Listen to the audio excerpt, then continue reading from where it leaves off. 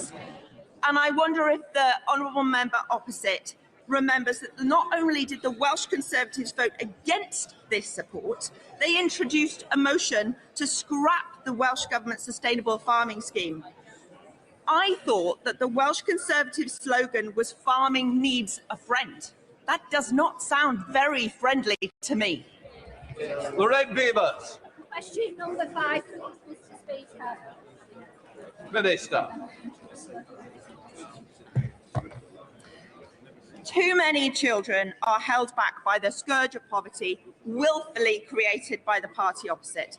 Our new child poverty strategy will lift more than 500,000 children out of poverty by 2030 across the UK, delivering the largest expected reduction since records began. Removing the two-child limit will benefit thousands of children in Wales. Lorraine Beavers. Mr. Speaker, our UK Labour government's decision to scrap the wicked Conservative two-child cap will benefit 1,700 children in my constituency and 69,000 children in Wales. Does the Secretary of State agree with me that the Conservatives and Reform's desire to reintroduce the cap is unjustifiably cruel and will drag children back into poverty? I completely agree with my honourable friend. It has and always will be children that pay the price for cruel policies like those introduced under the Tories. As a Labour government rooted in the values of fairness, I am proud that we've scrapped the two-child limit, benefiting 69,000 children in Wales, giving children their future back and their hope for a better life. It is a surprise to no one that the parties opposite would reintroduce this cap and yet again plunge more children into poverty in a single stroke. Remember, their decision was never about work or saving money. Order. Alec Easton. Thank you, Mr. Speaker. Would the Minister accept that if they are serious about reducing child poverty in Wales and indeed across the United Kingdom and Northern Ireland, it must prioritise public spending on measures which directly reduce child poverty, in particular investment in social housing and childcare? Minister. This government is completely serious about reducing child poverty, and I am proud that we are a government putting children first. Remember, the decision the Tories took was not about the policy, it was simply about politics. We are putting children first. Jane Crow. Thank you, Mr. Speaker. Question 6.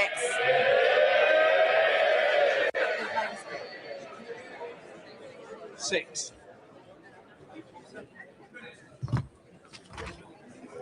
We know the cost of living is the #1 issue for people across the country. That is why we remain wholly committed to tackling it. As a result of our actions, interest rates have already been cut 6 times since the election, energy bills cheaper this spring, and families getting a new mortgage are almost £1,400 a year better off than they were under the Tories. Jane Crow. Thank you, Mr. Speaker. Wages and inward investment are up, and economic activity is down, and interest rates have been cut 6 times. Labour's plan to lower the cost of living is clearly working, but we know that more must be done to put more money in people's pockets. Can the Secretary of State outline what steps she is taking to lower the cost of living? Minister. Go through.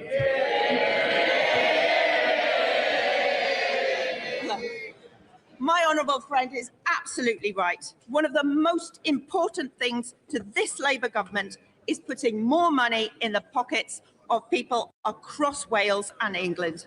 So far, we have increased the national minimum and living wage, giving a pay rise to 160,000 Welsh workers. We've announced the first ever permanent real terms increase to universal credit, benefiting 320 households in Wales. We've increased the state pension. There is a lot done and still a lot more to do. That's Labour delivering in government. No, sorry, Carla Lockhart, you've jumped the question. Carla Lockhart. Thank you, Mr. Speaker. Families and businesses are feeling hard-pressed more than ever, with events around the world are making food security more important than ever. Does the Minister recognise the seriousness of their anti-farming agenda, particularly with the family farm tax? Minister. I listened to the honourable member opposite, but I do not recognise what she's saying. This is a government that is listening to farmers, that is putting the actions to make sure that farmers feel better off. We're including streamlining, reducing the burden on businesses and cutting costs. Here we go. Minister. 7.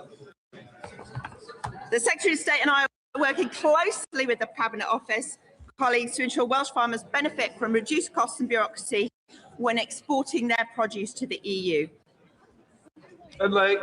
Speaker, Dr. Amanda Gibson and a team of scientists at Aberystwyth University are leading research into how the BCG vaccine might be used to help control tuberculosis in cattle. I know the Minister will agree that this is essential work, but could she help ensure that the research is also considered as part of the UK's negotiations with the EU, so we can ensure that we don't have a choice between animal health and export? Minister. I was at Aberystwyth University just a few weeks ago. They are doing some excellent work, and it's fantastic. They're leading the way on a vaccine for TB.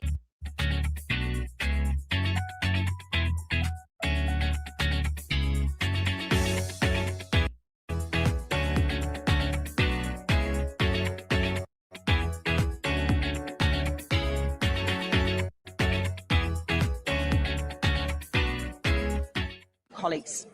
Final question, Alex Briscoe. Thank you, Mr. Speaker. Our recent trade deals with the EU, the UK, India and South Korea will reduce bureaucracy whilst giving us significant benefits to our constituents to these markets. Can my honourable friend outline what other benefits and other agreements we can see we will benefit from in the near future? Is it linked? Our trade strategy is prioritising deals that deliver real impact for Wales and businesses right across Wales and the rest of the country. This is only possible because this Labour government has achieved economic stability, repaired our reputation on the world stage, after the Tories opposite made a complete mockery of it. Order. Before I come to Prime Minister's questions, and in light of recent exchanges in the Chamber, I'd like to remind members of the need for good temper and moderation in the language that they use in this Chamber. As Speaker, I am not responsible for the specific questions asked by individual members or for the answer given by ministers. So I encourage all members to engage in respectful debate, as our constituents would expect. We now come to Prime Minister's questions. Josh Fenton-Flynn. Number 1, please, Mr. Speaker. Prime Minister. Thank you, Mr. Speaker. The situation in the Middle East remains serious and volatile. This government will be resolute in our focus, protecting British lives, bringing our people home, and safeguarding our national interest. Mr. Speaker, today my thoughts are with the family and friends of Sarah Everard on this very painful anniversary. 5 years ago, I said her death had to be a turning point, and this government is committed to halving violence against women and girls. We are acting in our schools, our police forces, online and offline, to keep women and girls safe, to prevent boys and men becoming abusers, and supporting victims to get justice and closure. Mr. Speaker, this morning I had meetings with ministerial colleagues and others. In addition to my duties in this House, I shall have further such meetings later today. Thank you, Mr. Speaker. I'd like to echo the Prime Minister's comments on Sarah Everard and the situation in the Middle East. From the sound mixing desks made by Calrec in Hebden Bridge, to which brought the world's Winter Olympics coverage, to the valves made by Blackhole Engineering in Brighouse, which bring water to New York City, Calder Valley's specialist manufacturing is recognised the world over. It brings good jobs and sustainable work. But with 1/3 of engineers over 60, the last government left our manufacturing workforce facing an existential crisis. Will the Prime Minister please work with me to make sure that the new Growth and Skills Levy will support good quality manufacturing jobs in Calder Valley and across the country? Well, my honourable friend is right to champion brilliant manufacturers. Our modern industrial strategy is driving up standards, investment, jobs and growth. And our Growth and Skills Levy ensures we have the skills we need, supporting more short courses in critical sectors, including engineering. We're investing over £700 million to support thousands more young people into apprenticeships, in stark contrast to the 40% fall in apprenticeships starts under the party opposite. Kevin Baird, not the Leader of the Opposition. Mr. Speaker, can I pay tribute to our brave servicemen and women in the Middle East during this very difficult period? Our bases in Cyprus and Bahrain have now been attacked. The US has taken offensive action to destroy missile launch sites to defend British territory. Why will the Prime Minister not allow the RAF to do the same?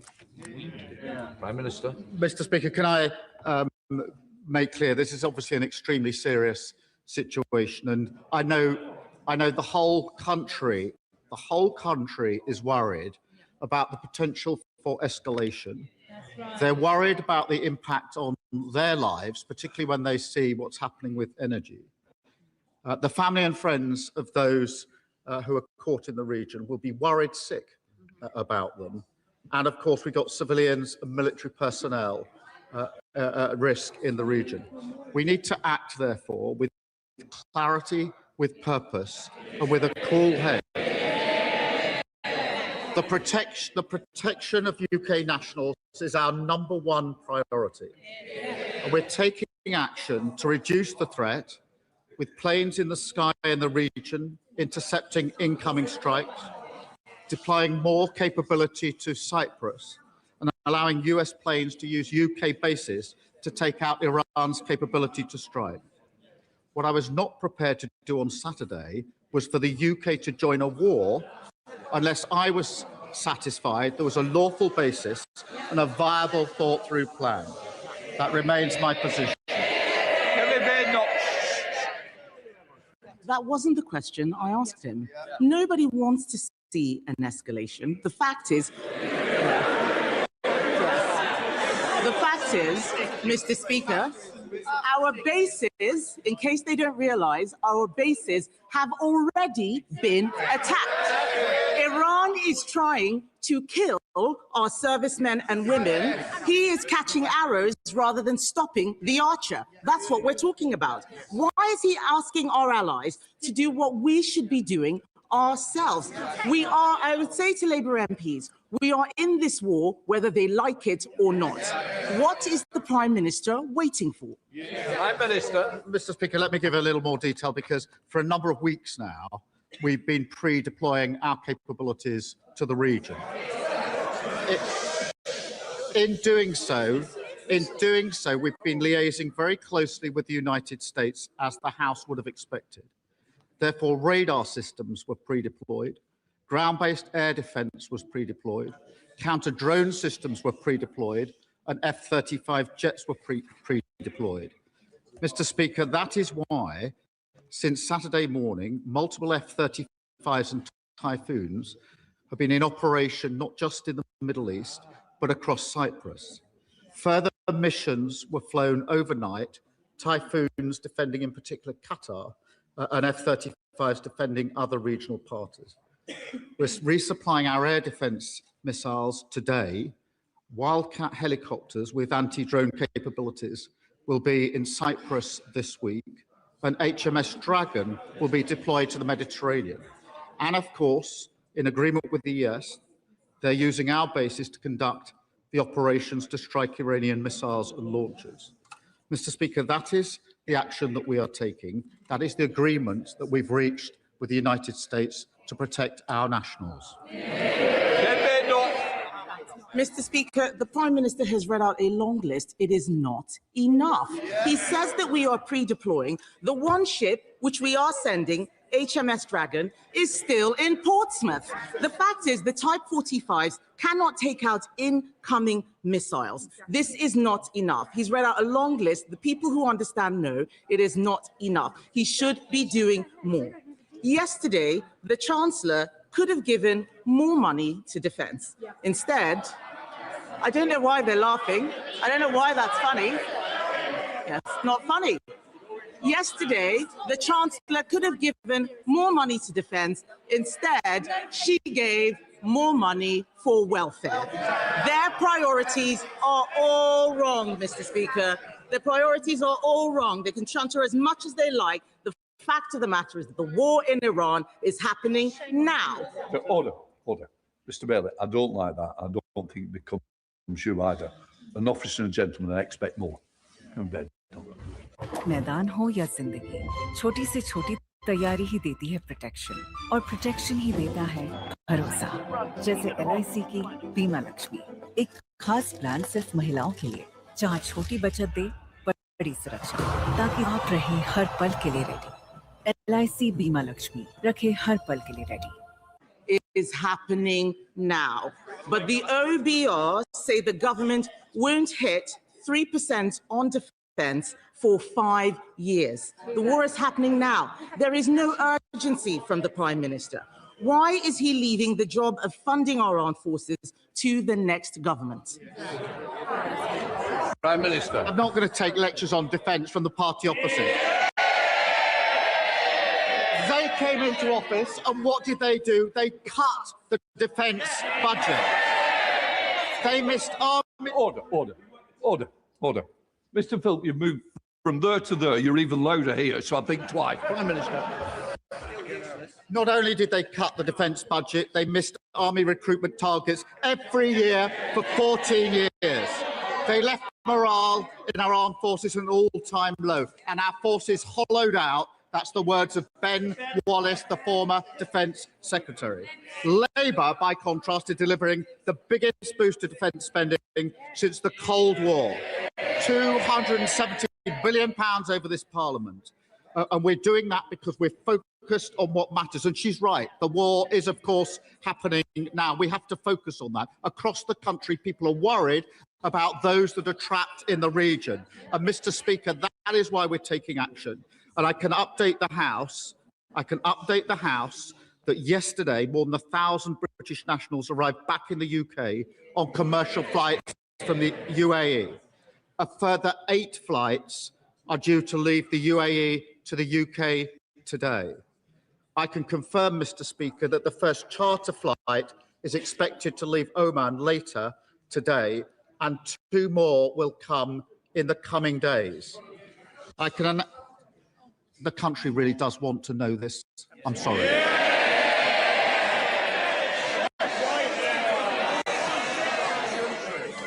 Family and friends are worried sick about people who are caught out. I will not be put on. I can announce, Mr. Speaker, we will lay on additional charter flights in coming days. British Airways are now laying on an extra flight from Oman, and the Foreign Secretary will have further discussions today. And can I urge all those in the House who have constituents who are caught in this to make sure that they do register their presence so we can do whatever we can to help them get home safely. Mr. Speaker, I wasn't asking about evacuations. I was asking about defence spending. He needs to focus on the question he's being asked, not the statement that was prepared in the bunker. He stands there telling us that he's spending more money on defence. They're saying it. No, he isn't. In fact, they are cutting defence spending by £2.6 billion from the MOD budget this year. And that's why there are no Royal Navy warships in the Middle East, Mr. Speaker. In June last year, he should ask his Defence Secretary for the numbers, because that is what's happening. In June last year, Mr. Speaker, the government promised that its plan for funding our armed forces would be ready by autumn. In autumn, they promised it would be ready by the end of 2025. It is March 2026 and still nothing. So can the Prime Minister tell the House when his defence investment plan will finally be published. Prime Minister. Well, I'm sorry she's not interested in how people caught in the region are going to get home. I think for the vast majority of people watching this PMQs, that'll be the single most important thing on their mind. They cut defence spending, we're increasing defence spending. And we're doing that, Mr. Speaker, because we've stabilised the economy. Yesterday, the Chancellor announced inflation was down, interest rates down, borrowing down, debt down, investment, living standards growth up. Now, I know the Leader of the Opposition doesn't understand that. The Shadow Chancellor clearly doesn't understand that. Although I do have to thank him that in what's been a very difficult week, he provided some excellent unintended stand-up comedy in his response to the Chancellor yesterday. Mr. Speaker, he doesn't want to talk about the defence investment plan because he doesn't know. He doesn't know what is going on any policy, so he reads statements that are pre-prepared irrespective of the question, and the whole country can see it. The truth is that because they spent money on welfare, there is no defence investment plan. Because there is no defence investment plan, they are not ordering enough missiles. The fact is that this crisis goes beyond defence spending. They can chant as much as they like. They are pathetic, spending money on welfare instead of defence spending. Sorry, Mr. Speaker. Mr. Speaker, they're not just pathetic, they are also weak. This crisis goes beyond defence spending. It is also about the cost of living. This war is interrupting the supply of oil and gas. That is driving up the cost of petrol and making it more expensive to heat our homes. Yet he is stopping drilling in the North Sea while importing the same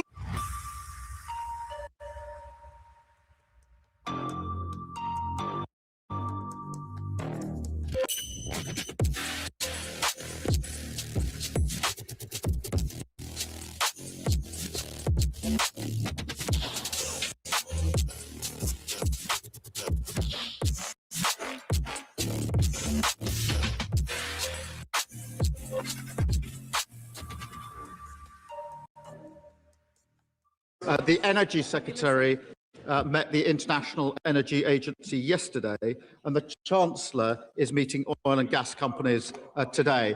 We're keeping in close contact with our allies and key industry players. Again, I think the country wants to know what we're doing now in relation to what's happening in coming days. Mr. Speaker, oil and gas will be part of our energy mix for many years to come. But if Ukraine and the last few days have taught us anything, it is that all the time we're on the international market, we are vulnerable to these changes. That is why renewable energy, where we have our independence and security, would take us off those markets and give us the security that we need. Speaker, the Prime Minister, again, does not understand the energy transition. You do not need to stop drilling in oil and gas to get renewables. This is basic stuff. He doesn't understand his policy. He's got a sea of orcs and goons who have no idea how anything is working at all. Mr. Speaker, they can complain all they like, Mr. Speaker. The fact is, they are letting down the people out. Order. You can't do a point of order in the middle of Prime Minister's question. Mr. Speaker. Ask my question.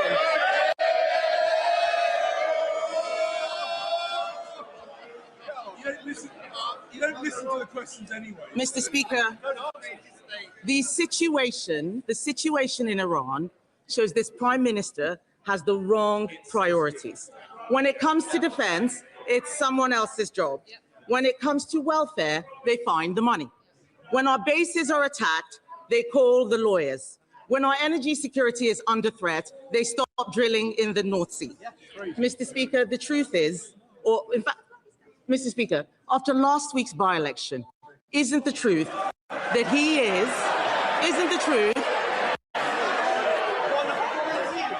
they don't, They might not like to hear it, but they are going to hear it, Mr. Speaker, whether they like it or not. Is it not the truth that he is prioritising his job security over our national security? Mr. Speaker, I spent the week protecting British lives and our national interest. And Mr. Speaker, moments like this define a leader of the opposition. They can either step up, act in the national interest and show that they're fit to be Prime Minister, or they can expose their utter irrelevance. She has chosen the second. Thank you, Mr. Speaker. Can I thank the Prime Minister for his leadership and his cool head on the situation in Iran? Prime Minister, the leasehold system is legalised extortion. Last week, I met with dozens of my constituents, their leaseholders and their tenants' residents associations. They're all telling me the same story.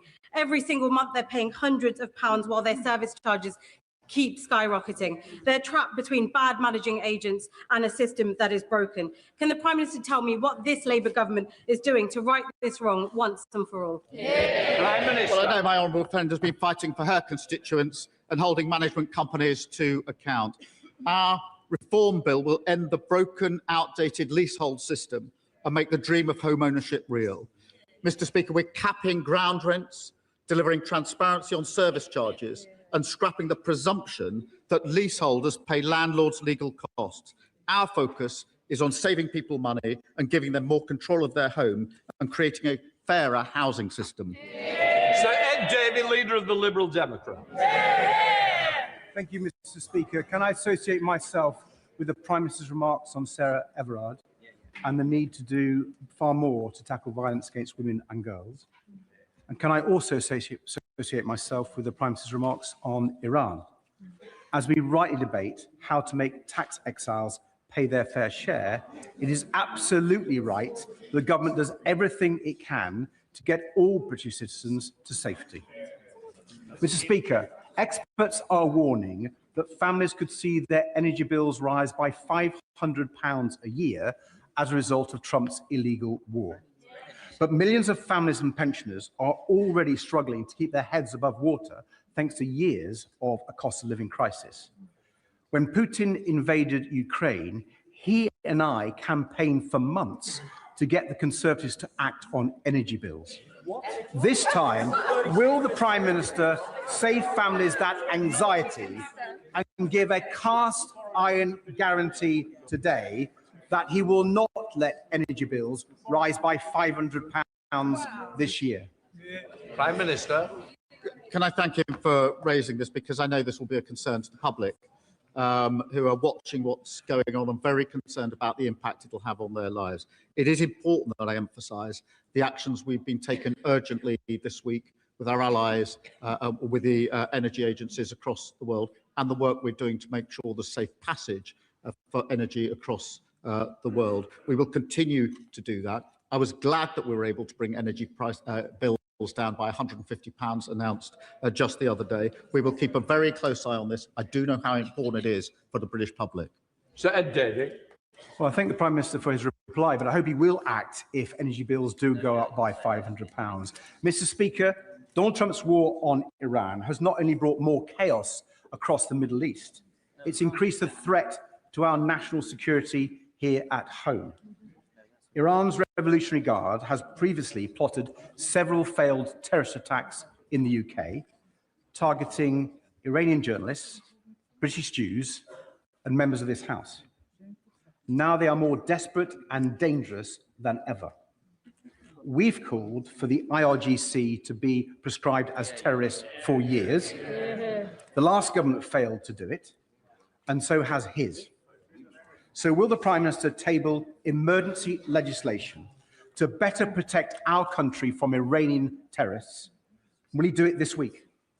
Prime Minister. Can I just, again, thank you for raising this. It is very important, I say to the House, that as he would, and the House would expect, we are working 24/7 on dealing with any threats to this country. And I spoke on Monday about the 20 Iran-backed threats that we had successfully dealt with, and we continue to do so, and we're working on it 24/7. So it's important that I say that. In relation to the IRGC, obviously we put in place a number of sanctions already. We don't comment on prescription, but we have made the case that there needs to be legislation to deal with state-backed terrorist groups, and we're looking into that. Sam Richmond. Thank you, Mr. Speaker. The surge in the global cost of oil and gas has the risk of pushing up food and energy prices, which is a real concern for my constituents in Bishop Auckland, just as we're turning a corner on the cost of living crisis. Doesn't this show the importance of ignoring the parties opposite and investing in secure, renewable energy that we control, and backing our farmers to produce the food for our nation, such as those that I'm hosting here today from County Durham, Mr. Speaker? And will the Prime Minister ensure that both energy and food security are a core mission of this Labour government? Prime Minister.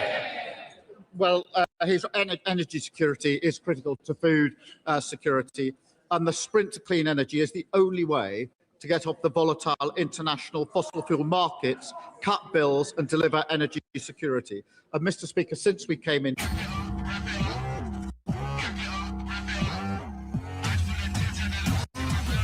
Who are we?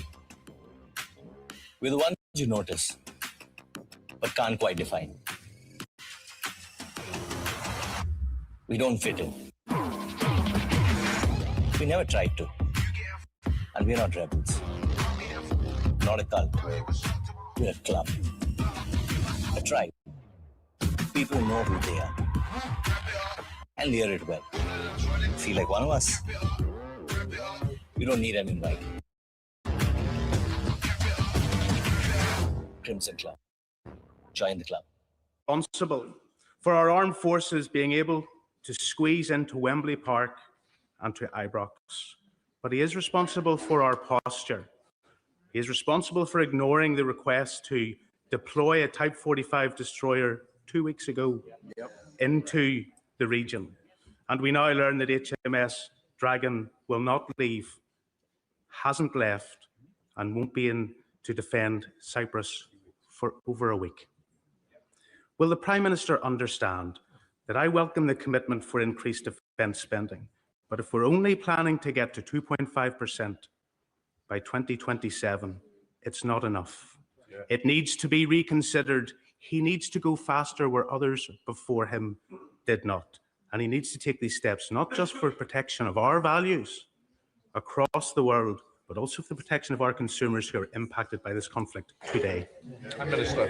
Well, he'd have heard me set out what we did by way of pre-deployment, working in conjunction with and liaising with the US, so that he understands the context in which those pre-deployments were put in place. And I think they speak for themselves as to why they were put in place in the places that they were. In relation to defence spend, obviously we're increasing it to 2.6% of GDP. That's £270 billion over the Parliament. But as I said in the speech I gave in Munich just a couple of weeks ago, we're going to have to spend more and faster after the years of underinvestment and troop cuts. They were the ones that hollowed this out. They were the ones that reduced the size of the army. They were the ones that didn't spend what was necessary on defence. Like everything else they left in such a mess, we're clearing it up. Through our strategic defence review, we'll make Britain safer. Jonathan Davis. Thank you very much, Mr. Speaker. Like the Prime Minister, I had the transformative benefit of a music education as a young person, although he had his some while before I had mine.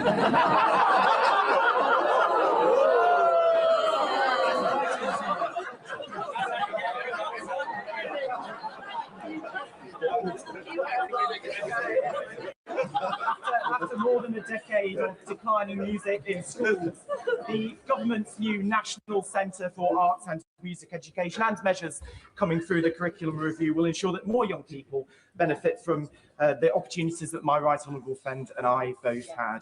So can he tell us, how will the new National Centre make a difference for our young people? And what is the government doing to address funding shortfalls currently facing England's music education hubs, including mine in Derbyshire? He loves the back benches, Prime Minister. Mr. Speaker, my life was changed by the opportunity to study music, yes, very many years ago. I believe that every child deserves that opportunity. The party opposite cut those opportunities. That particularly excluded poorer children. And now they call creative arts courses a dead end. I totally disagree. They're the lifeblood of the creative industries that showcase Britain around the world. And the new National Centre will launch this year, and Labour is investing in music hubs so every child has the same opportunities to enjoy music, to learn music, and to learn the skills that music brings them for life. Mahendra. Thank you, Mr. Speaker. In my constituency, the Lib Dem-run Three Rills District Councils failed for years to submit an adequate local plan. They now have a ministerial direction, and prime Greenbelt land faces a serious threat from this government's harmful planning policies. How does the Prime Minister expect me to explain to my constituents that while I consistently defend our Greenbelt, the Lib Dems' incompetence has made it vulnerable to its destruction by this Labour government? Prime Minister. Mr. Speaker, this Labour government is changing the planning regulations so that we can get on and build the homes that we need across our country. Their failure was the failure to do so, but I must applaud him because at least he's had the decency to accept some of the failures of the last government. On Send, he said, my government didn't do enough on this. It's awful. And he said his party should hang their heads in shame. He's absolutely right about that. Dr. Rosanna Arlington. Thank you very much, Mr. Speaker. The suitability and financing of temporary accommodation needs addressing urgently. Children arriving on my shifts in A&E with breathing problems due to mouldy rooms in their temporary accommodation has become a grim reality. And since 2019, 74 homeless children have died due to the conditions of their temporary accommodation. And meanwhile, councils are facing a £4 billion black hole funding hole, huge hole, if the government subsidy remains frozen. Every death is a tragedy, and I'm sure the Prime Minister will agree with me that an urgent review needs to happen to investigate the financial shortfall and help guarantee safe homes for every child in this country that is in temporary accommodation. Well, I thank you for a question. We inherited an appalling situation with a record number of households in temporary accommodation. Every child deserves a safe and secure home.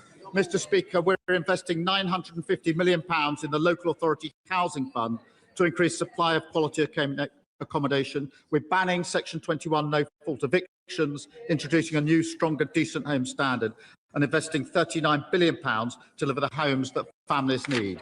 Forster. Thank you, Mr. Speaker. Last month, I visited my old school, Woking High. I saw classrooms built in the 1960s that were meant to last 20 years, but are still in use and being held together by gaffer tape. I visited my old music classroom. I nearly fell through the floor and I saw a hole in the roof. I can still remember the stench of mould. That classroom was condemned last year. Please will the Prime Minister agree to come to Woking High with me to see how bad it really is and ensure that my old school urgently gets the financial support it needs to ensure that in the 21st century, my young constituents can be educated in a school they deserve. Yeah. Can I thank him for raising this case, which will be a real concern for his constituents? And I'm sure the party opposite will have heard the reality of what they did over 14 years of destroying everything in this country. We are fixing that, and I'll make sure that he gets a meeting with the Minister to discuss further. Let's do it. Mr. Speaker, after decades of failing policies under both Conservative and SNP governments, I welcome this Labour government's major drive to get young people earning and learning. In my constituency of Ayr, Carrick and Cumnock, by working with Ayrshire College and the Pride and Place Board, we have finally a chance to break this cycle and bring real youth-focused regeneration to our high streets through the DWP Youth Initiative. Will he meet with me to discuss this important issue, and will he support making Ayrshire a priority for a DWP youth hub. Mr. Speaker, the party opposite left 1 in 8 young people not earning or learning. We're not, and we'll tackle it. More apprenticeships, more career sport, a jobs guarantee to provide paid employment, a youth guarantee to provide more young people into earning or learning, and over 360 youth hubs to help young people access opportunities. My honourable friend makes a strong case, which my honourable friend, the Work and Pensions Secretary, I know has heard, and I hope will be good news for her later this year. Bacon. Mr. Speaker, the United States of America is our most important international strategic ally. Does the Prime Minister believe that his dithering and equivocal response to events in the Middle East this week has made that relationship stronger or weaker? Minister. Mr. Speaker, the American planes are operating out of British bases. That is the special relationship in action. British jets are shooting down drones and missiles to protect American lives in the Middle East on our joint bases. That is the special relationship in action. Sharing intelligence every day to keep our people safe. That is the special relationship in action. Hanging on to President Trump's latest words is not the special relationship in action. Thank you, Mr. Speaker. In 2018, this House legislated to allow the prescription of medicinal cannabis for children with drug-resistant epilepsy, a campaign spearheaded by my good late friend Hannah Deacon for her son Alfie. Yet many families are still paying around £1,300 a month due to conflicting guidance from multiple agencies. Does the Prime Minister recognise that this isn't the will of the House, and will he agree to work with me and the Secretary of State for Health to secure a modest £2 million required for an observational study to relieve these families of this unacceptable burden? Prime Minister. Hannah Deacon's campaign for her son Alfie was remarkable, and I know how much she's missed, and I thank my honourable friend for continuing to campaign. We are investing £8 million in clinical trials on cannabis-based medicines for conditions like drug-resistant epilepsy, and I want to see patients accessing safe, effective medicines and new treatments as quickly as possible. Thank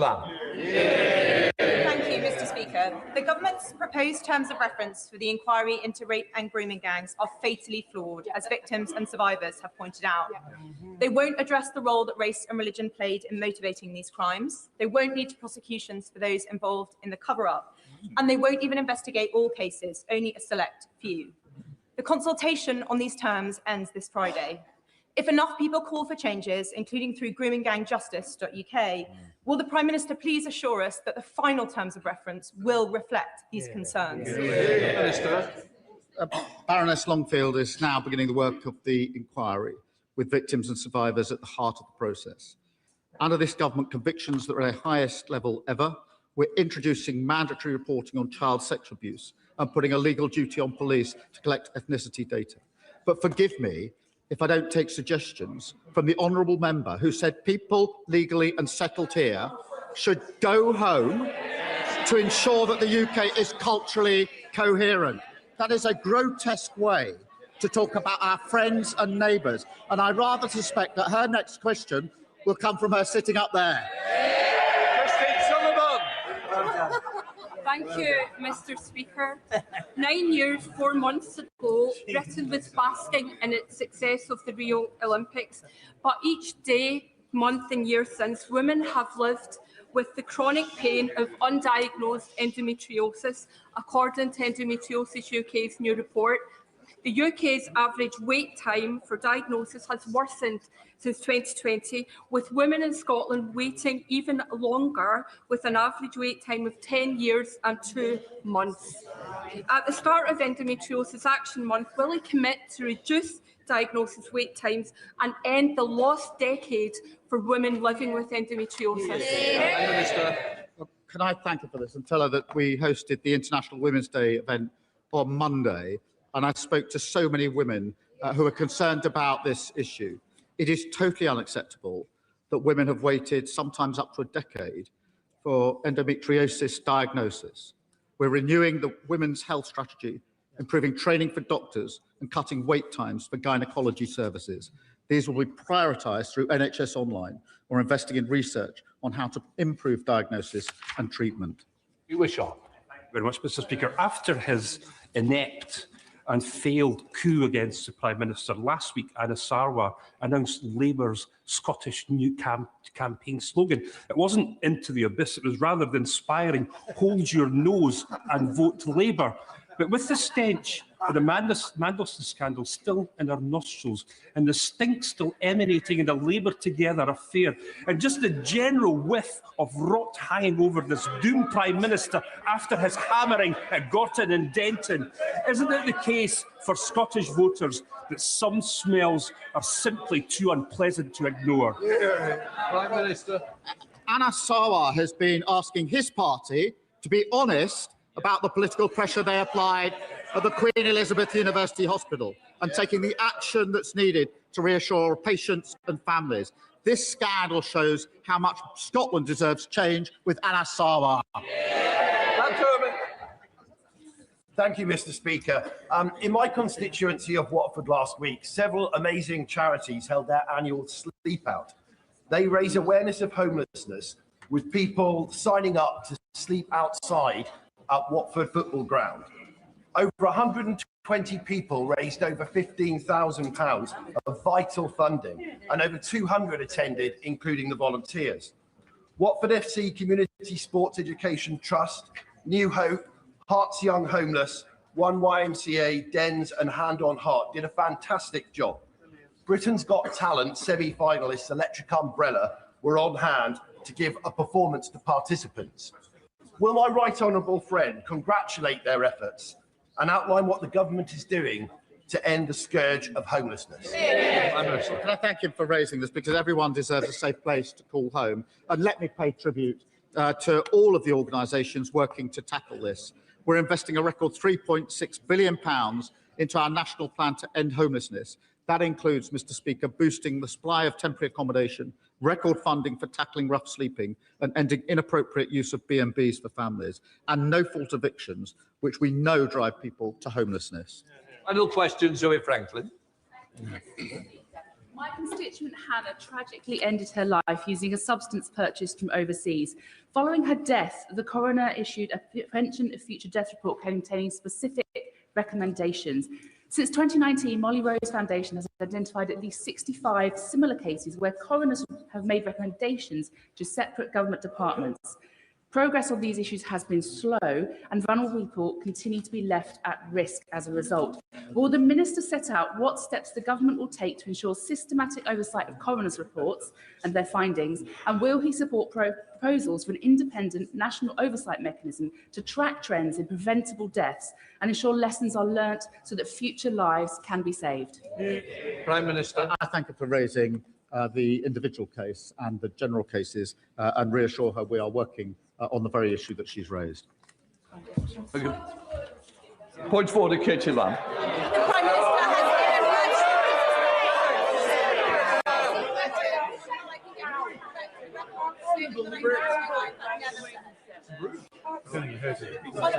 On a point of order, Mr. Speaker, I believe the Prime Minister has inadvertently misled the House. I seek your guidance on how to get him to correct the record for claiming I said something I, in fact, did not. We can't continue the debate. What I can say is, quite rightly, you've put your view down, but I'm not responsible for the Prime Minister's answers. If inadvertently it wasn't right, it is up to the individual to correct it. Right, we now come to the statements.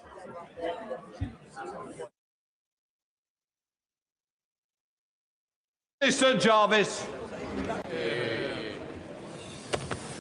With your permission, Mr. Speaker, I would like to make a statement regarding 3 arrests that took place this morning as part of counter-terrorism policing investigation into suspected National Security Act offences.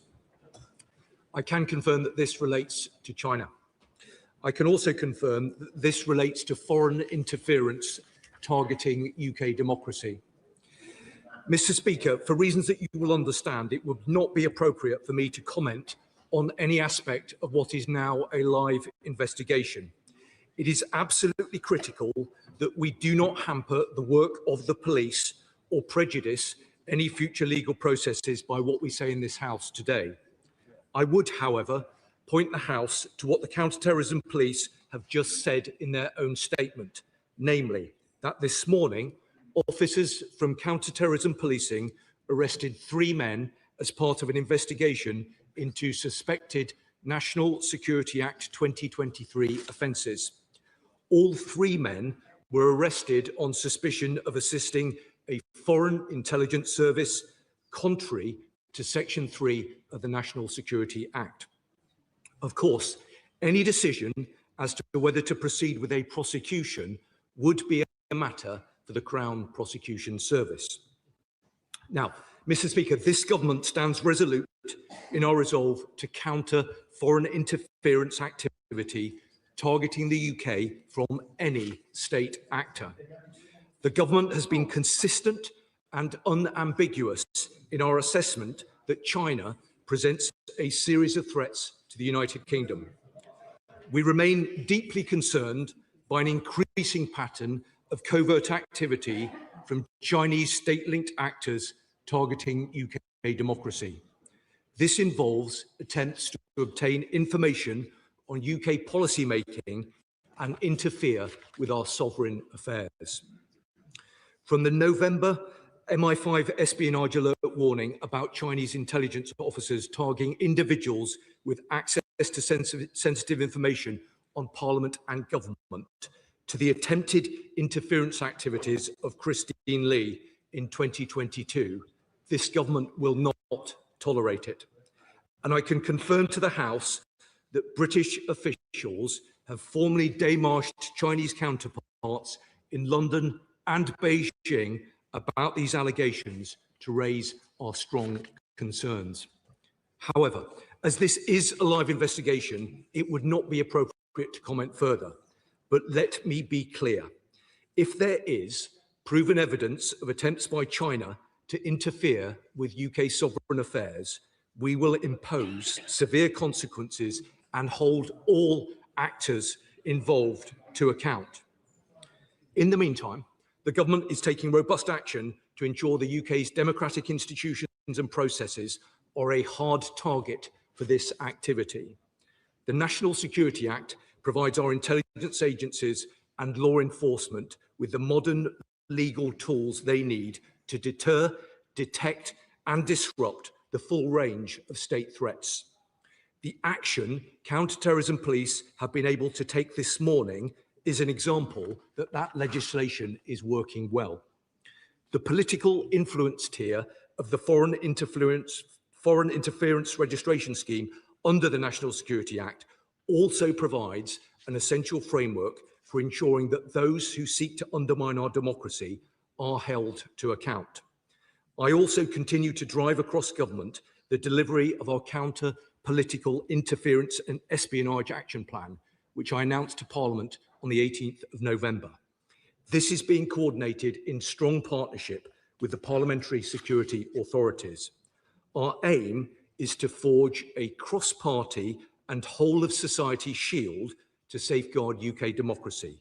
This includes strengthening our legal defences, cutting off channels for interference, and supporting those on the front line of UK politics to recognise, resist and report the threat. Now, honourable members should have seen the guidance that the National Protective Security Authority and the National Cyber Security Centre published last year on what to look out for in terms of malicious foreign targeting and some basic steps that honourable members can take to protect themselves. I urge all members to read carefully through the guidance that was issued. If honourable members do experience any suspicious or out of the ordinary interactions, whether in person or online, they should report that to the Parliamentary Security Department. Now, the government will continue to work in collaboration with the Parliamentary Security Department to set up a range of more tailored bespoke briefings for those who are at greatest risk. And in January, I joined the Director General of MI5 and the Chief Executive of the NCSC to brief the Chief Executives of the UK political parties on the developing threat picture. And I can confirm that officials are now focused on developing a programme of work to engage with the UK's think tanks and non-profit sector to discuss the threats that they face from foreign interference. Our intent is to work with them to strengthen their resilience, ensuring their hard-won reputations and networks are not exploited by our adversaries as platforms for covertly influencing UK public discourse and policy making. Mr. Speaker, in February, we introduced the Representation of the People Bill, which will further strengthen safeguards against foreign interference through political funding. Our proposed bill includes introducing tougher rules for donor recipients to conduct risk assessments before accepting donations, as well as increasing the powers of the Electoral Commission to ensure that it has the tools necessary to fulfil its duties. And the government eagerly awaits the report of Philip Rycroft, following his independent review of regulations and safeguards against foreign financial interference in UK politics.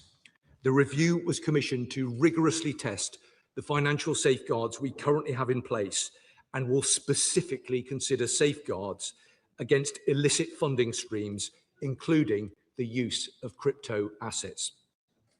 The review findings will be delivered to the Secretary of State for Housing, Communities and Local Government and myself by the end of this month, and I can confirm that recommendations, where appropriate, will inform the Representation of the People Bill.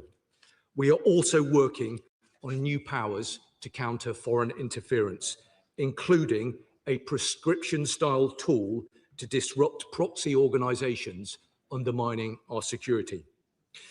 Mr. Speaker, it continues to be in our long-term strategic interest to engage with China. We are engaging with China confidently and pragmatically on areas where engagement is in the UK's national interest: climate, global health, trade, scientific research, but also on illegal migration and serious organised crime, just to name a few areas. But let me be crystal clear. This is not a question of balancing economic and security considerations. We don't trade off security for economic access. Instead, by taking tough steps to keep us secure, we enable ourselves to cooperate in other areas. And we will always challenge any country, including China, that attempts to interfere with or undermine the integrity of our democratic institutions. And we will always prioritise UK national security. That is why the Prime Minister's visit opened up a direct channel of communication to deliver in the national interest, enabling us to raise frank concerns about activities that impact our national security at the most senior levels of the Chinese system, including on domestic security issues.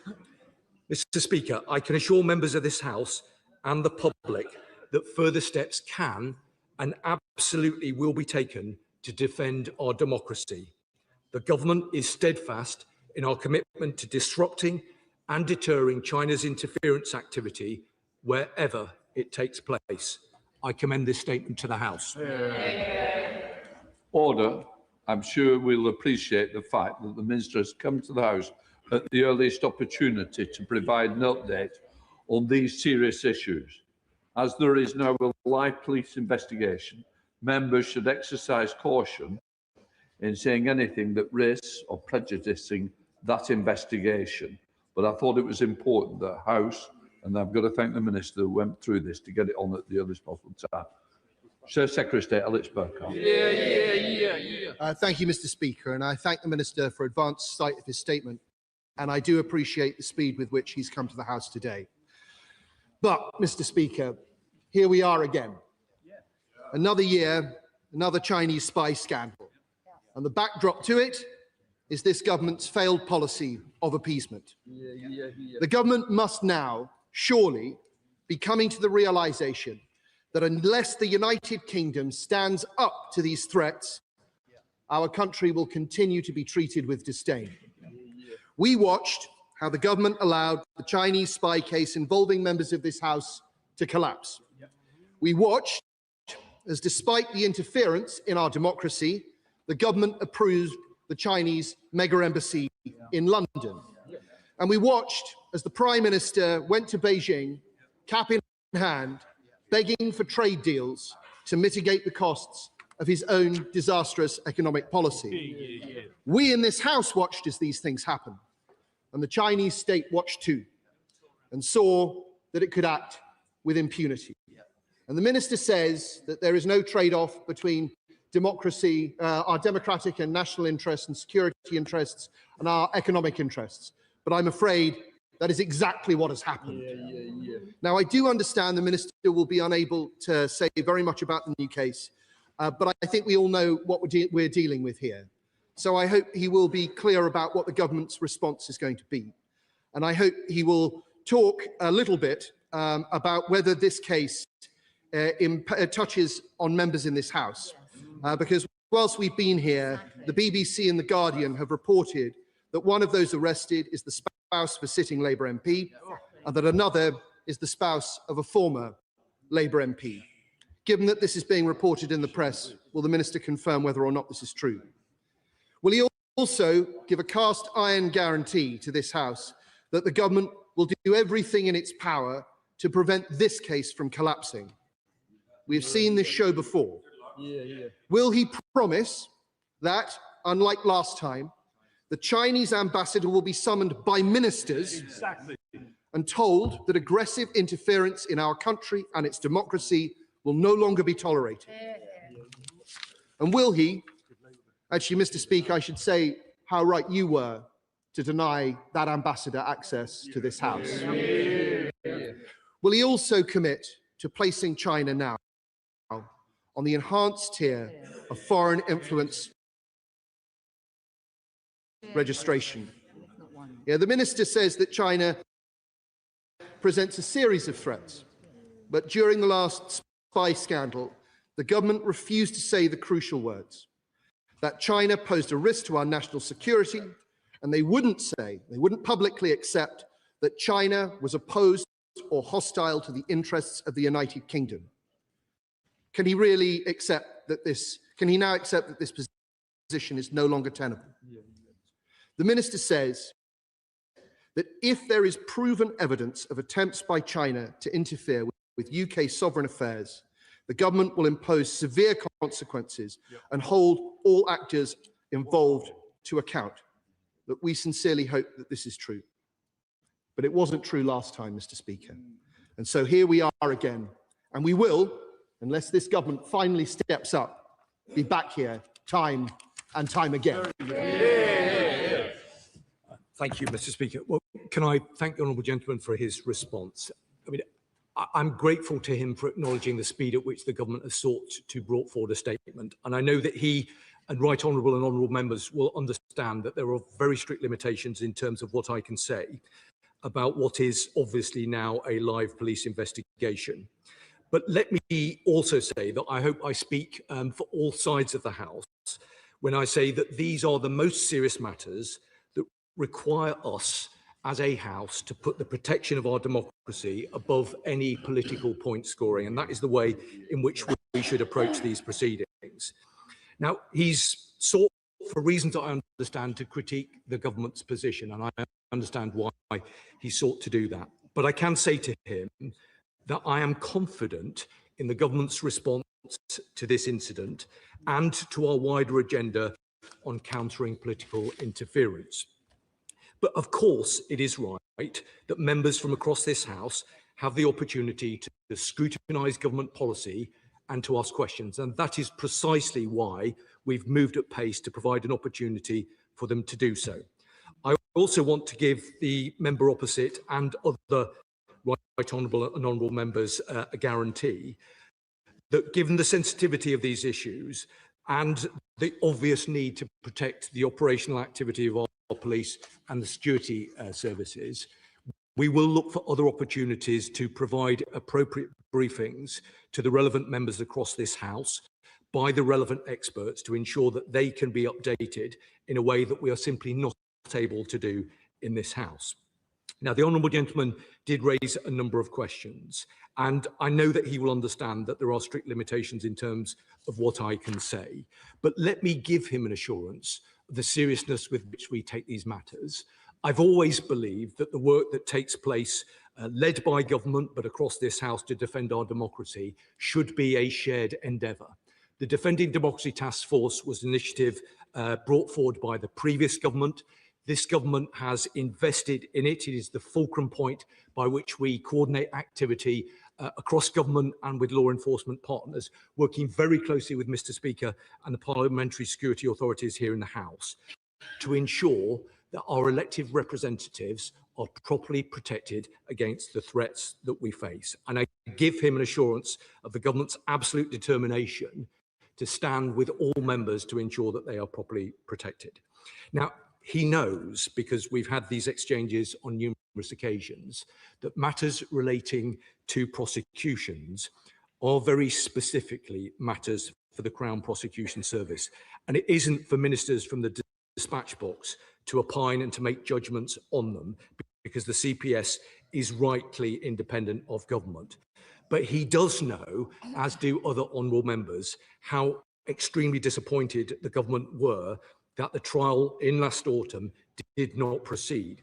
Clearly, as he will understand, there is a crucial difference in that charges in that particular case had been brought forward under the Official Secrets Act of 1911. But I'm confident that the National Security Act of 2023 provides the robust legislation that we need to address the threats that we undoubtedly face. The honourable member mentioned FIRS, and I understand why he decided to do so. FIRS is an important capability that comes from the National Security Act. It is still a relatively new tool, and we're seeking to ensure that we are able to derive the maximum capability, the operational capability from it. But I can say to him that we haven't made any final decisions as to whether we will be placing other countries on the enhanced tier, but we keep that under very close review. Mr. Speaker, as I've made clear, this government will simply not tolerate attempts to interfere in our democracy. We've already taken tough action to strengthen our defences against foreign interference, and we will not hesitate to take further steps where they are necessary. Matt Weston, Chair of the National Joint Security Committee. Thank you, Mr. Speaker, and can I thank the Minister for his immediate update to the House, given the recency of this breaking news. He'll know, of course, that the Joint Committee on National Security Strategy did its report into the case of Cash and Berry and made certain recommendations. Of course, the 2023 Act is now fully in place, which, of course, was post the original Act undertaken allegedly by Cash and Berry. But would he agree with me that with the essence of the grain of rice strategy pursued by China, that we're going to see many, many more cases, potentially such as this, where there is this evidence, intelligence gathering undertaken by the Chinese, and as they seek to undermine our democracy and political system? Well, thank you, Mr. Speaker. I'm grateful to him and his committee for the important work that they do, and I'm very grateful for the report that they published, and he will have seen the comprehensive response that he got from the government. Let me say to my honourable friend, Mr. Speaker, that what we want to do and what we are doing is ensuring that the United Kingdom is the hardest possible target to those who would seek to interfere in our democracy. That is why we are investing in the processes of the Defending Democracy Task Force. That is why we commissioned the Rycroft Review. That is why I announced the Counter-Political Espionage Action Plan. There is a lot of work taking place across government, working with law enforcement to ensure that we are protecting our institutions and our elected representatives. I convey, I hope, to him and to the House the seriousness with which we take these matters, but I want this to be a shared endeavour working with parliamentarians of all colours. This affects us all, but the government is working at pace to stand against that threat. Lisa Smart, Liberal Democrat spokesperson. Very much indeed, Mr. Speaker, and I thank the Minister for advanced sight of the statement, even if at this stage he's rather limited in what he's been able to say.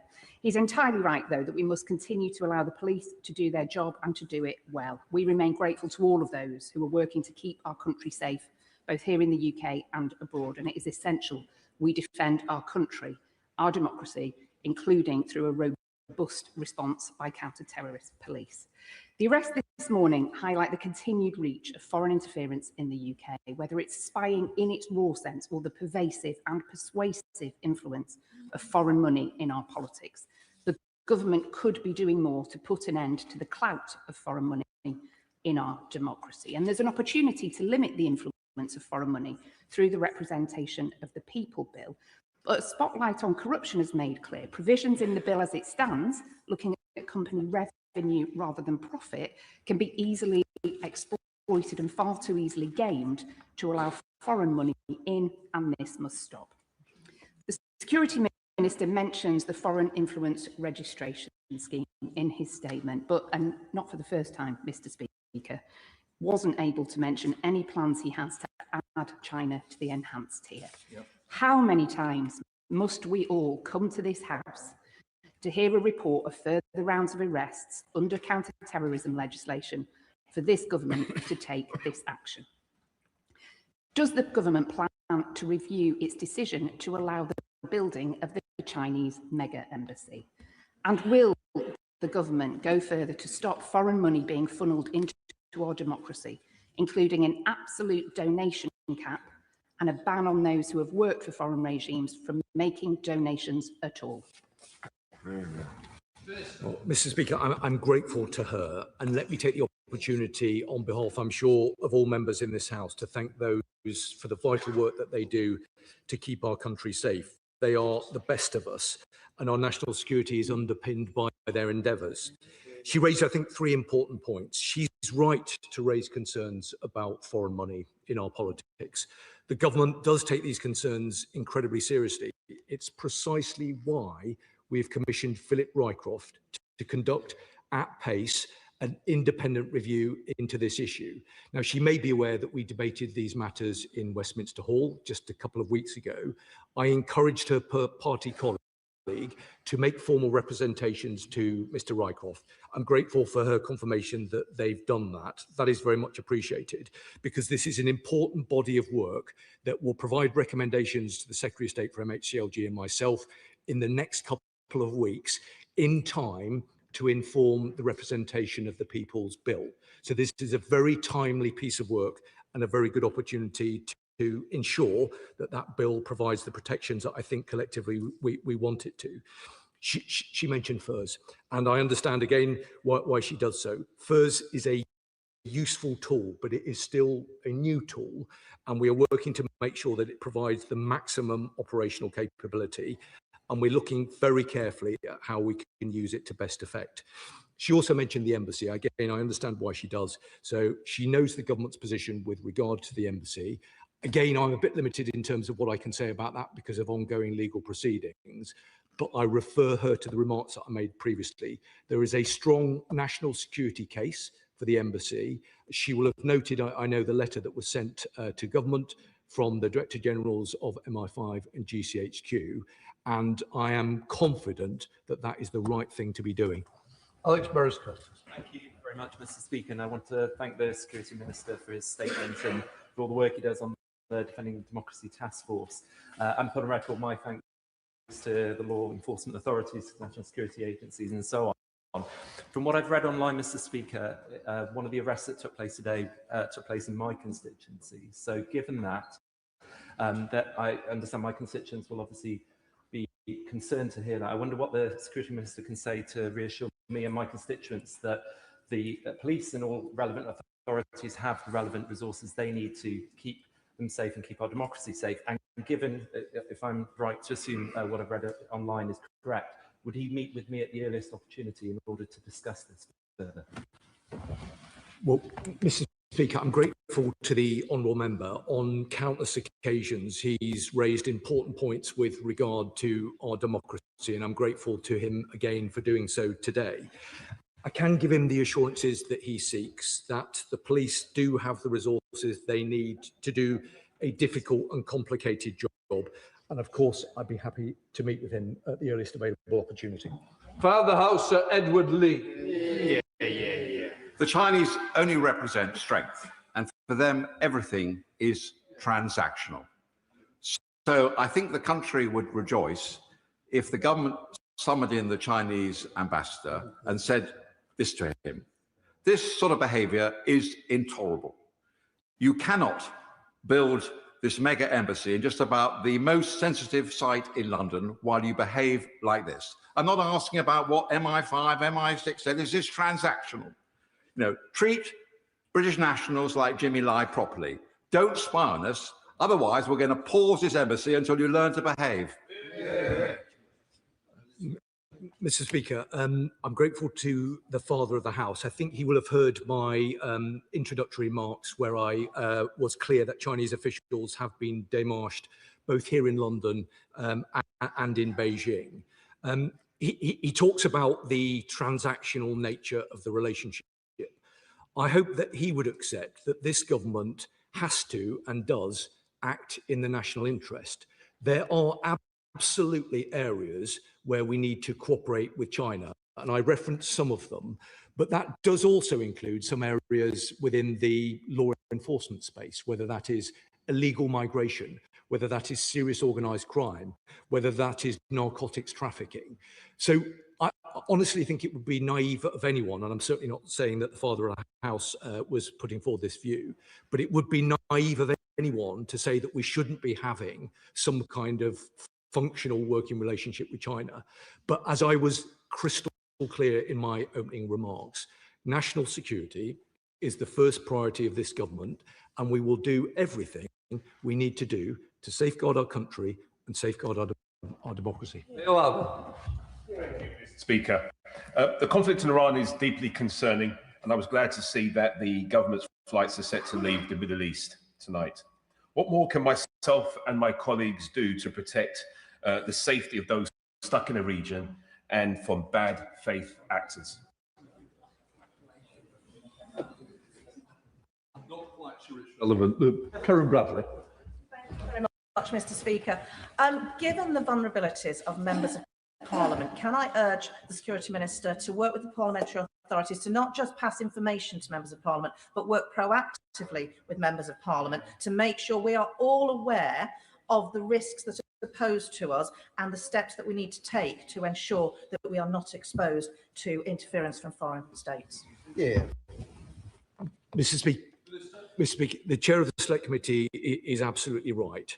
I hope that she understands the seriousness with which we take these matters. I spend a lot of time working with the Defending Democracy Task Force to ensure that we've got the protections in place that we need.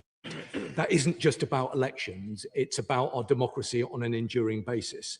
The relationship with this House and with Mr. Speaker, and I know that honourable members know how seriously Mr. Speaker takes these matters, is a close working relationship.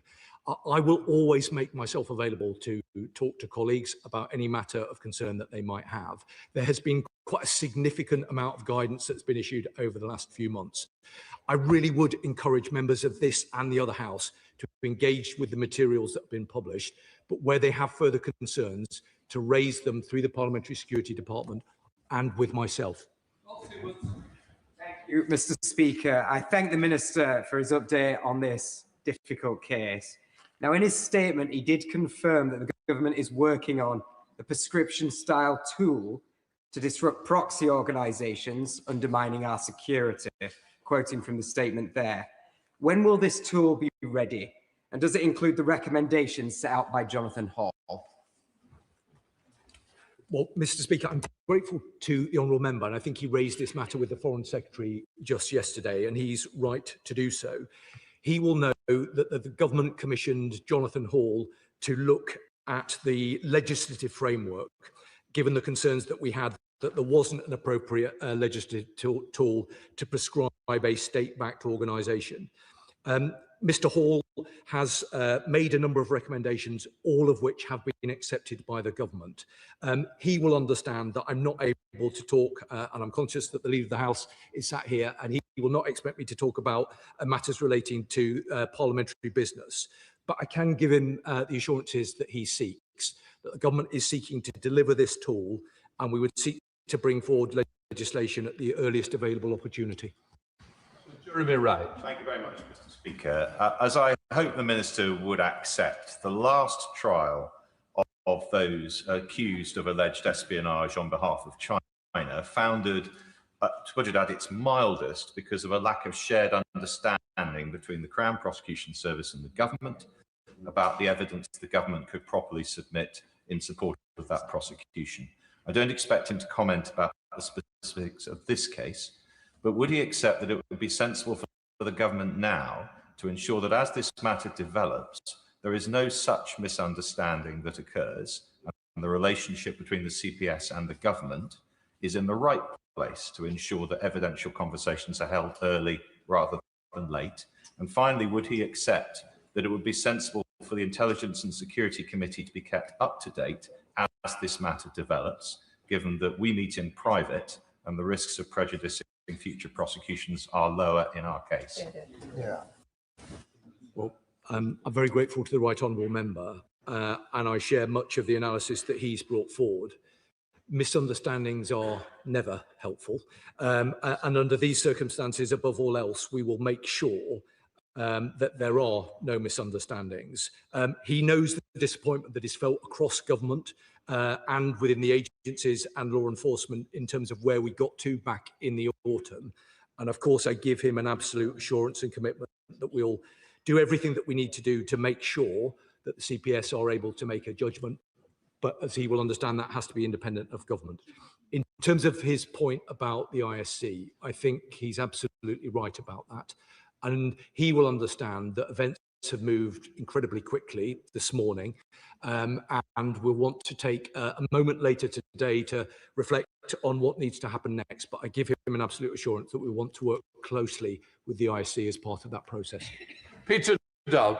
Thank you, Mr. Speaker. I thank the Minister for the update, and I welcome progress made on the counter-political interference and espionage plan. So given that, would the Minister return to the House as appropriate to give us further updates on that plan? Well, I'm very grateful to him. The counter-espionage interference plan draws together numerous important strands of activity across government, and it makes sure that all of that work is properly coordinated, and we take that very seriously. I absolutely give him the assurance that he seeks, and I also give him an assurance that we will do it at the earliest available opportunity. But should he or any other members have concerns in the meantime, I'd be very happy to speak to them. Thank you, Mr. Speaker, and I'd like to praise the work of our police, security and intelligence services in this case. I thank the Minister for his statement. Like him, I look forward to the publication of the Rycliffe report for the Foreign Affairs Committee in evidence have heard from the Electoral Commission, and the National Security Strategy Committee has also heard from them. I wonder if the government will consider new clauses to the Representation of the People Bill to widen and strengthen the powers of the Electoral Commission, and importantly provide the necessary funding so that they can properly defend our democracy. Thank you, Mr. Speaker. All of the points that the honourable gentleman makes are entirely sound and reasonable. He will understand that we need to wait for the Rycroft review to report. I expect that to be in just a couple of weeks. We very deliberately sequenced it so that it can make recommendations in order to inform the Representation of the People's Bill. He knows, I think, from previous contact that we've had through the committee, that these are matters that we take very seriously, and we will want to make sure that we've got all of the safeguards we need. I'm grateful for the confirmation earlier on from his front bench spokesman that his party has engaged with that process, and I'd be very happy to discuss it further with them. Chris Smith. Thank you, Mr. Speaker. Can I thank my honourable and gallant friend for the work he does to ensure that our country and our democracy stays safe, both in his current role and also in his previous career as well. Mr. Speaker, you will be aware that democracy only happens in this place because of the House staff and also our MP staff that make a huge difference to us and make sure that we can do the job that we do. Can I ask the Minister how he's going to ensure that he can protect MP staff and House staff to ensure that they get that security as well? Well, Mr. Speaker, can I thank the honourable gentleman for his question? He's developed something of a knack of finding a really good question that I think most people will have in their mind. I can give him the assurances that we seek. It's important not only do we ensure that the protections are in place for our elected representatives, for those who step forward to serve in this House and in other places, but also their staff who work so hard and so diligently to serve them. There is a lot of work that still we have to do. That is work that will be led here by Mr. Speaker in the Parliamentary Security Department, but the government works very closely alongside to make sure that they've got the support that they need. Dr. Andrew Morrison. The Minister spoke of severe consequences. Would he outline what those severe consequences might be, and understand that Beijing is unlikely to take that terribly seriously, given what has happened in the recent past? And will the severe consequences include putting on pause, on hold, plan for the Chinese super embassy and spy centre, pending the outcome of the Met's investigation? Yeah, why not? On hold. Well, the right honourable gentleman, who is a very experienced member of this House, will know that given that we are referring to events that took place just a couple of hours ago, it would be unwise of me to get into further detail. I would just point him to the number of things that I've already referred to in terms of our response to the threats that we faced over the last number of months. He knows, I hope, how seriously we take these matters. He and I don't agree on the issue with regard to the embassy, but I would say to him, as I've said to other honourable members, that there is a clear national security case for the embassy proposal. The Director Generals of two of the security services have been clear about the national security advantages, as have I. This government will do everything we need to do to protect our country, our national security and this place. He knows there's a lot that I can't say about what we're intending to do, but let me be crystal clear. Where there are malign actors, whoever they may be, who seek to undermine our democracy, there will be consequences. Luke Charters. Speaker, I recently visited the Defence Intelligence Academy with the Armed Forces Parliamentary Scheme, and I saw firsthand how our intelligence services are the best in the business. And the government should be praised for increasing the SIA in real terms. Will he commit to keeping the single intelligence account under review, given the increasing threats around political interference and the threats of state-sponsored terrorism from Iran? The honourable gentleman makes a very important point about the SIA. And he's right. This government has ensured that our intelligence services have access to the resources they need in what is a very difficult and challenging world. I give him and the House an assurance that should there be a requirement for additional support, this government will always make sure that both our police and our intelligence services have the resources they need to do the very difficult job that we ask them to do. This law. The government will be well aware that through the United Front, the Chinese Communist Party has created a global network of individuals and organisations that act as a political weapon to isolate, neutralise or counter Beijing's critics. Indeed, a recent report, which I have in my hand here, published this month from the Jamestown Foundation, has shown that the UK is one of the top 4 exposed countries to this, with over 400, Mr. Speaker, 400 United Front linked organisations identified. Therefore, why is the government still repeatedly refusing to take the necessary action to protect the nations of these islands by placing China on the enhanced tier of the Foreign Influence Registration Scheme? It may be new, but if it's going to be useful, it needs to be used. Well, I'm grateful to him. I mean, he does make some important points. He will have heard what I've said previously about FIRS. FIRS is an important capability, and we need to make sure that it's deployed in the right way. But I say to him that there are a number of measures that we have brought forward in recent months to seek to ensure that the United Kingdom is the hardest possible operating environment for those who would seek to undermine our democracy.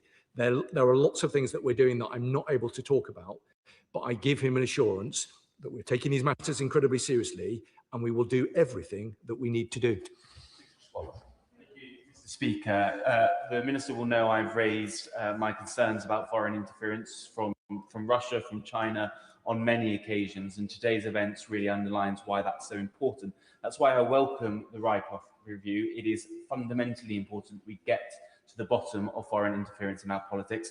My only concern is that because the Rycroft review is specifically looking at financial interference, it may not have the scope to get the full facts of the matter. So if that does prove to be the case, will the Minister commit to doing everything in his power to make sure that we have further work on this, so we do know the full extent of foreign interference in our democracy, in our elections, and in this place? Well, Mr. Speaker, he's right to raise this, and he's consistently done so.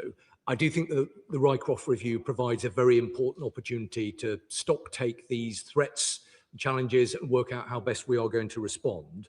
But I absolutely give him the assurance that he seeks, that if there are measures not contained within the review, and I wouldn't want to prejudge it, of course, we will keep an open mind about what more we need to do.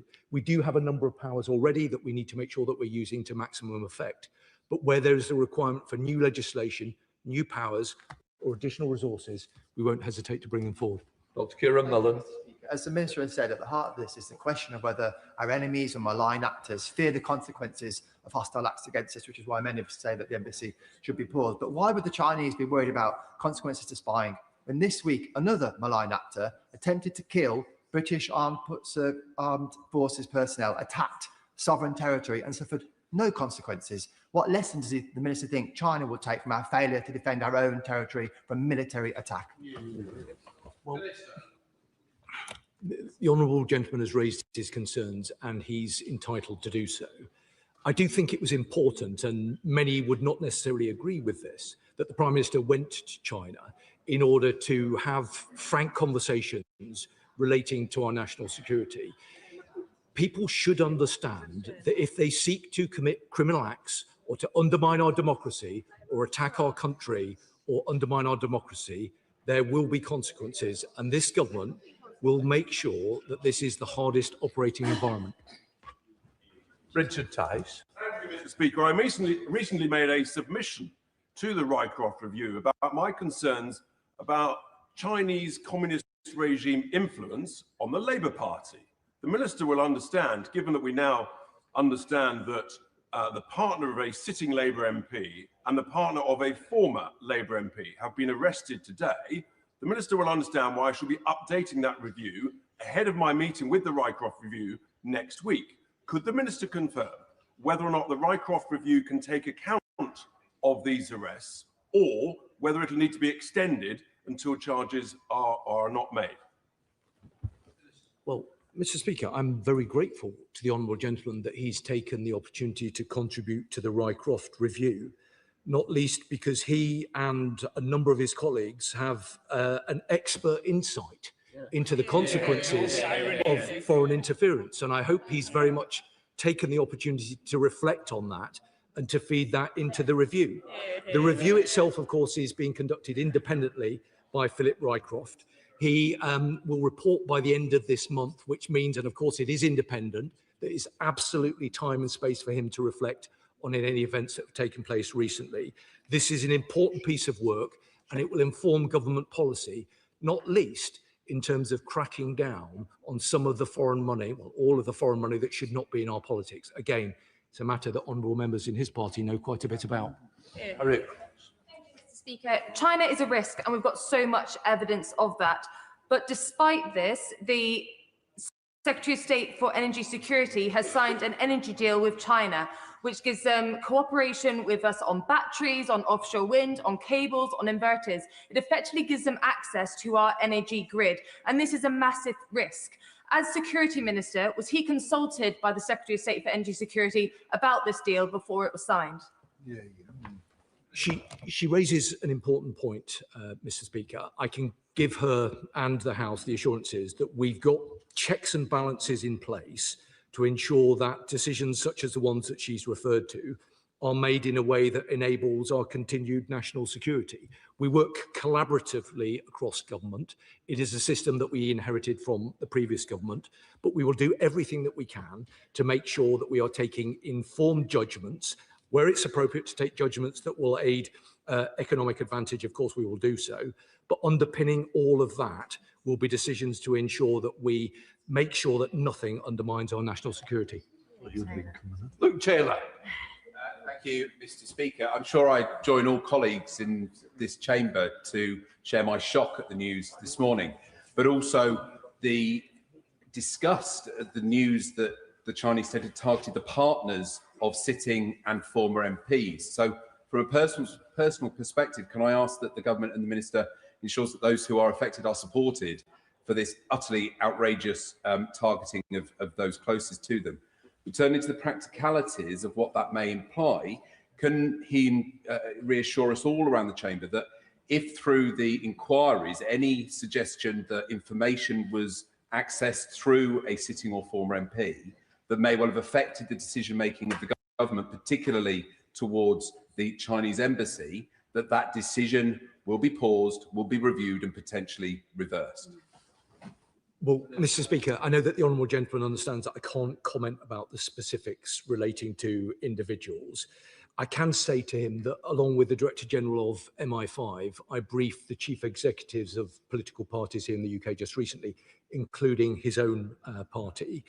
One of the points that was made at that briefing is that people who are involved in politics shouldn't make a view that it is only people who serve in government or in particular kind of positions of authority and responsibility who are a target.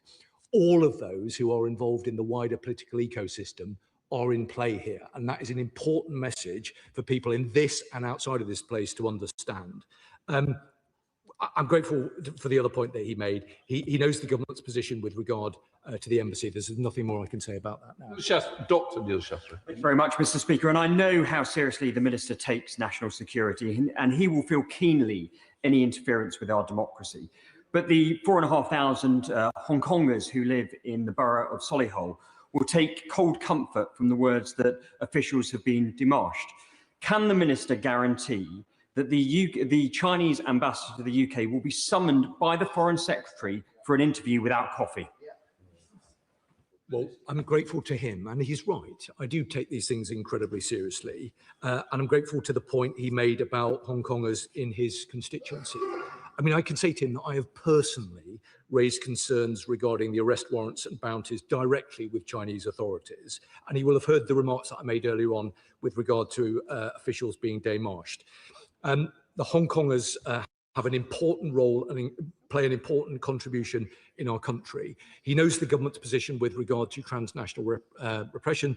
A lot of work has taken place through the Defending Democracy Task Force to make sure that people are and feel like they're protected. If he thinks there's more we should be doing, I'd always be very happy to discuss it with him. Liz Roberts. Right.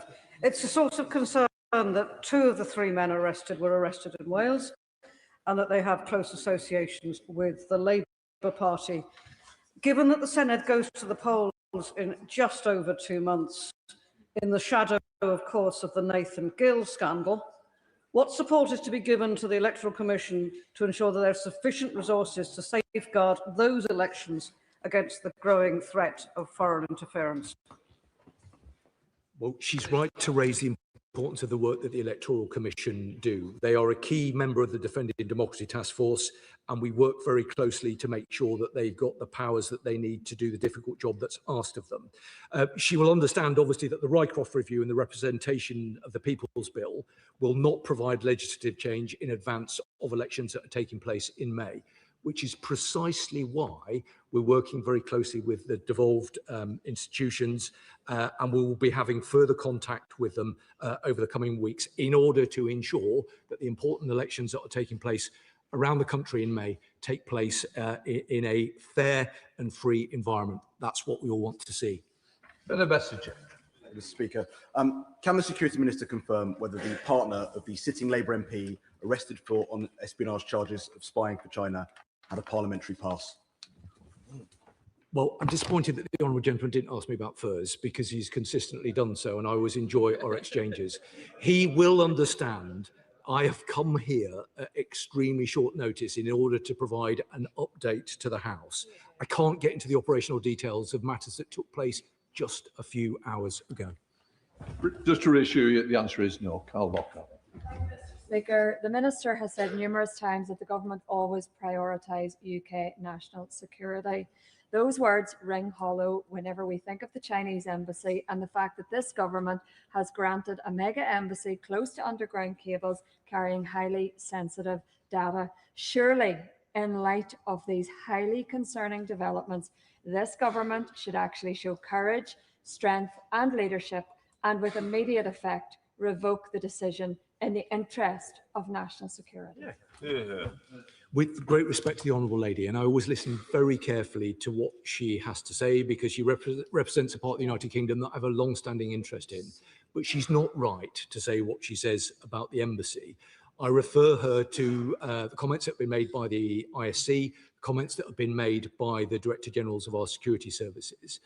The arrangement that underpins the Chinese embassy involves the reduction of the diplomatic estate in London from 7 sites down to 1.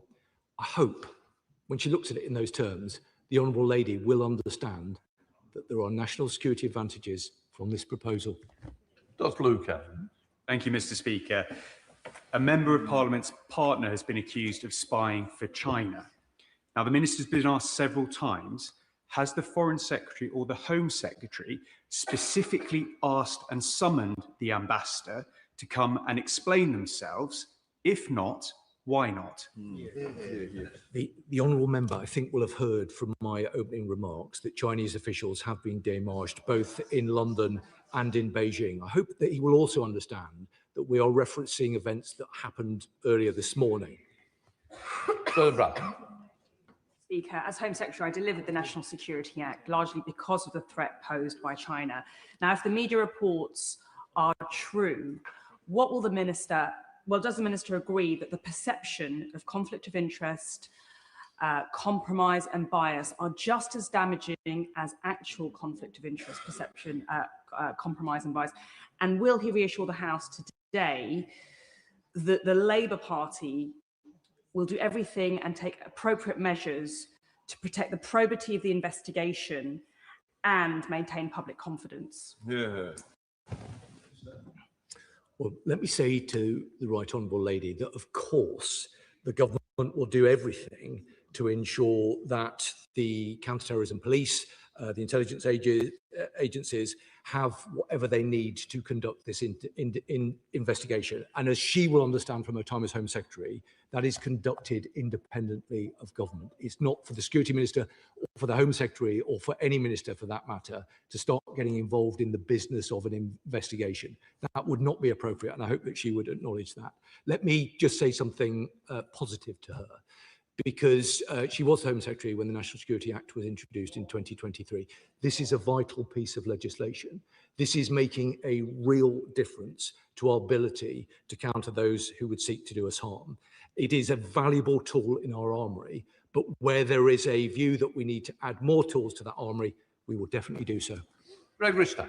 Thank you, Mr. Speaker. The name of the Labour Member of Parliament whose husband has been arrested is widely circulating via the media. I don't intend to name that Member of Parliament, but if the reports are true, that Member of Parliament sits on a select committee that would have information which is sensitive, maybe even secret, and indeed, through totally legitimate means, has visited a number of our defence sites across the country. Has there been, and will there be, an urgent review of what sensitive information that Member of Parliament might have been party to? And at the appropriate juncture, would he release any correspondence between his department and that Member of Parliament around things like the Chinese embassy and other matters relating to China? Well, Mr. Speaker, on the Honourable Gentleman's first point, he will understand that membership of a select committee is not a matter for government, but I know that Mr. Speaker will have heard the point that he has made, as have I. In terms of his second point, he will understand that we're dealing with events that took place a couple of hours ago. I haven't seen what is being reported online because I've obviously been here, but I will give consideration to the matter that is raised. Oh, Jim. Still one to go, Mr. Speaker. Thank you very much. Can I thank the Minister very much for his answers? Nobody in this House doubts the Minister's commitment to find the answers, to ensure that the truth is out and that justice is done, and I thank him for that, and everybody respects that. I've highlighted when my constituents raised surveillance by the CCP, the Chinese Communist Party, in my constituency. I've highlighted when the APPG for Freedom of Religious Belief that I chair, our website was hacked and information removed that highlighted human rights abuses and persecution in China. The Minister's outlined very clearly what's going to happen here in the mainland. In Northern Ireland, we have a porous border with the Republic